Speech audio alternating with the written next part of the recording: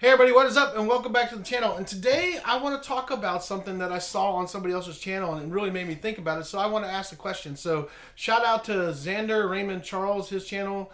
I watch him a lot, super cool guy. So if you guys check him out, go check his channel out. He's got a really great channel. Seems like a super cool guy. And if I ever get a chance to meet him, that would be cool. But he brought up the thing, he was talking about just tube amps or tube amps dead or why he would never be buying any more tube amps. And basically that's because of all the technology that's come out. So my question is, are real amps, tube amps, solid state amps, and all that, are they actually dead now in the music industry? Are people not using them anymore because they're going to things like the Quad Cortex, the X-Tone, whatever that is, the X-Tone, the Boss GT1000, which I have down here on the floor, Line 6 Helix, and all those different types of multi-effects things that actually have amps and cab sims all built into them now, where you don't have to lug around a big cabinet like I have over here, where I got this Orange Crush Pro 120 with a 212 cab, or this combo 212 I got behind me, or these other tube amps and solid state amps that I have over here. You don't have to hump those around anymore. I can literally grab my Boss GT1000 and show up at a gig and plug into the PA system, and I'm off to the races. And that's my guitar, and that's it, and that's all I need. And then they make a Boss GT Core that's a smaller one that you can use for fly dates. Nita Strauss, she uses it all the time. She actually does the Boss GT1000, and she uses her Boss GT Core depending on what she's doing. She literally uses her for her shows, for her actual shows. She uses her GT1000 straight into the PA system. They have no amps and cabs on stage at all for her whole band. It's all through the PA system. So are we getting away with? Are we getting away from using amps, heads, amps, cabinets, and everything like that? Are they going to end up being obsolete and nobody's using them anymore? Is the question. And what do you guys use? I mean, I use both, actually. I use both, depending on what I am doing, depends on what I'm taking with me. Now, I'll be the first one to tell you that I love an actual amp and cab on stage. This is my rig. I love my Crush Pro 120 with my 212 cabinet, and this 212 combo is my backup. Same rig, just one's a combo, one's not. And I love having this on stage because I love to feel that air pushing. I use this as a monitor on stage where I can really hear my stuff. So if the monitors aren't being mixed quite right or anything, I can hear my guitar amp. So I love having a on stage. I love having an actual amp and cab on stage. I probably always will, but it's more work to take when you're gigging, so I understand the whole thing. Now, I will say that I also enjoy just being able to take my Boss GT1000, and I have a Harbinger line PA system. I've got two stacks that are the lines, and literally I can take my two Harbingers, my Boss GT1000, and two guitars, and I'm golden, and I've got this massive setup, and that all fits in the trunk of my car, or in the back seat of my truck.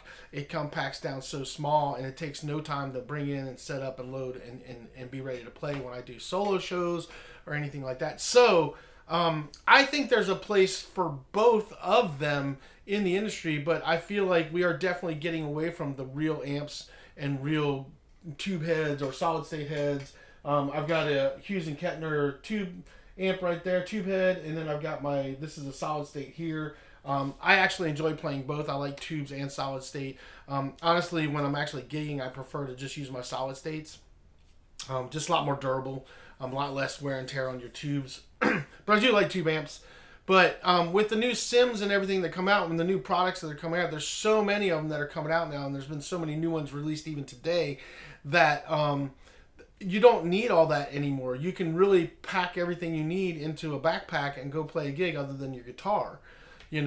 So you got to ask yourself, what's more convenient. For me, like in the studio, I love having all the amps. I love being able to plug in all these different amps and play them. But I do understand as a touring and gigging musician, if you're a touring and gigging musician, keeping your stuff compact, condensed down, makes it a lot easier to load and unload. It definitely makes it a lot easier for setup and teardown when you're on the stage. Because sometimes when you're playing with multiple bands, you gotta hurry. You gotta get your stuff set up and hurry and get it taken down. And with that, it can all be pretty much dialed in and ready to go right out the gate. And you just plug in, and start playing. And that's what I like about the Boss GT1000. There's really nothing I have to do. I can plug into it. I can plug into the PA and adjust the volume on the PA, and we're off to the races. You know, where sometimes your knobs could get knocked on your amp head or something. You have to kind of redial them in. It's always a good idea to mark those once you get them set where you want, so you know where you keep them at. But you know, there's a question to be had. You know, are we getting away from these? Are we not going to have amps and cabs? I mean, going forward, are amp and cab companies going to go away, and are they going to just focus on making, like, taking this and putting it into a little box? You know, which Orange has actually already done. Orange actually has a little compact.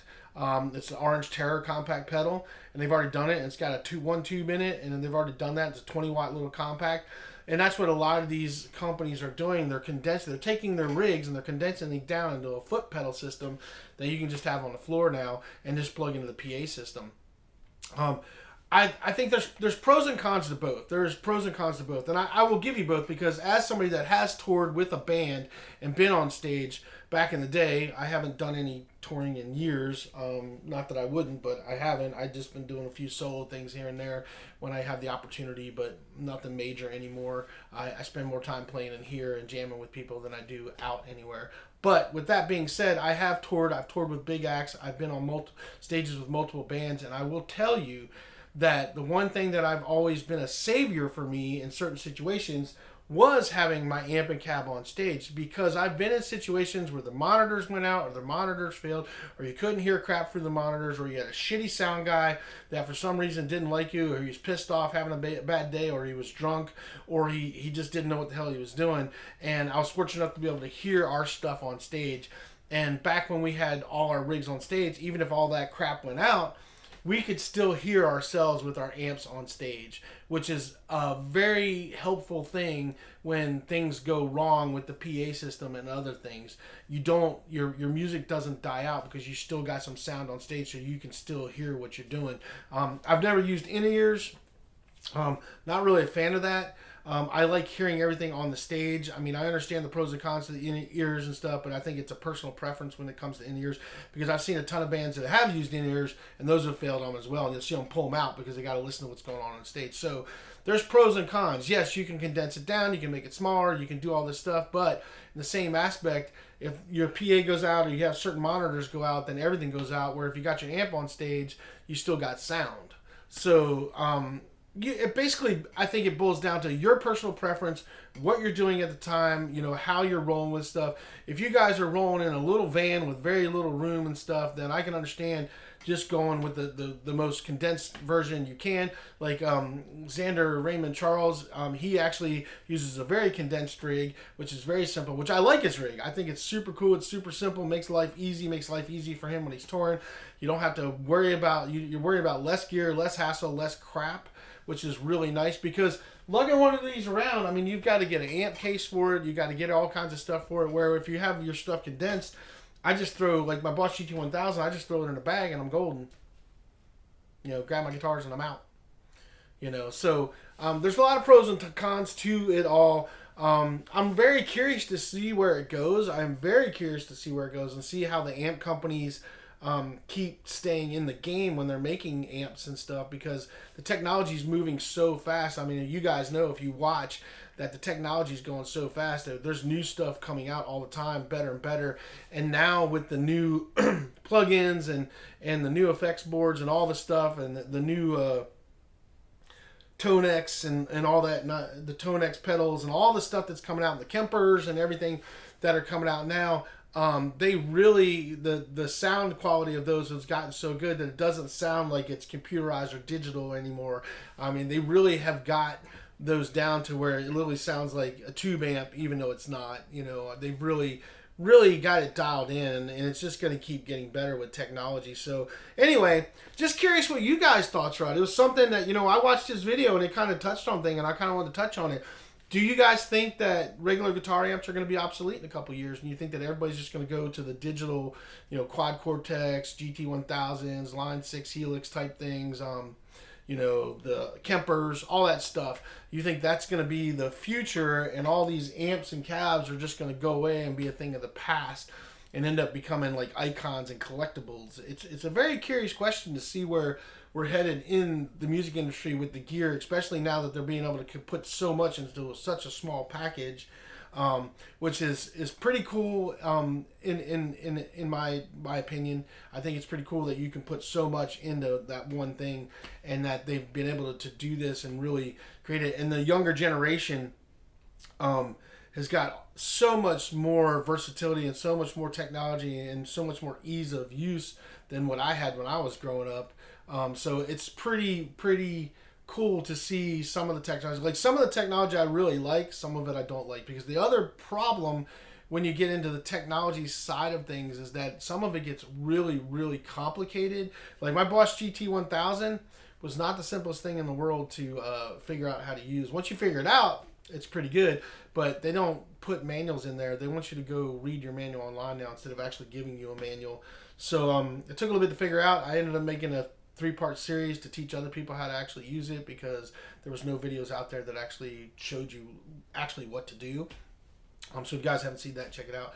But I think that sometimes, I like technology, but I'd like them to keep it simple and not make it so complicated. And they put so much stuff in there that it's just, I think it's overkill. I think you could get away with, say you do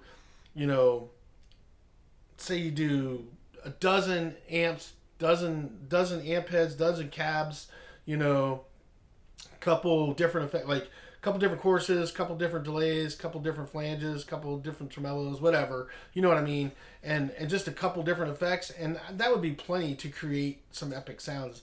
But instead, they put, like in the Bosch GT1000, basically they put everything that Bosch makes in a pedal thing into that thing, and it's overwhelming. It really is overwhelming. So some of this technology can be very overwhelming. So that's the one drawback from it. Some of it can be very easy to use, like I said, but some of it can be very overwhelming as well. And there's nothing like just walking in and plugging into a real amp, flipping the switch on, turning some knobs, and then stroking that guitar and just rocking out. So I'm always going to be a fan of the amps and cabs, even though I do use the technology, and I do use both. I like to use both. I'm still always going to be a fan of having an actual amp on stage. That's just me. Maybe I'm just old fart, and that's what I like. But that's just me.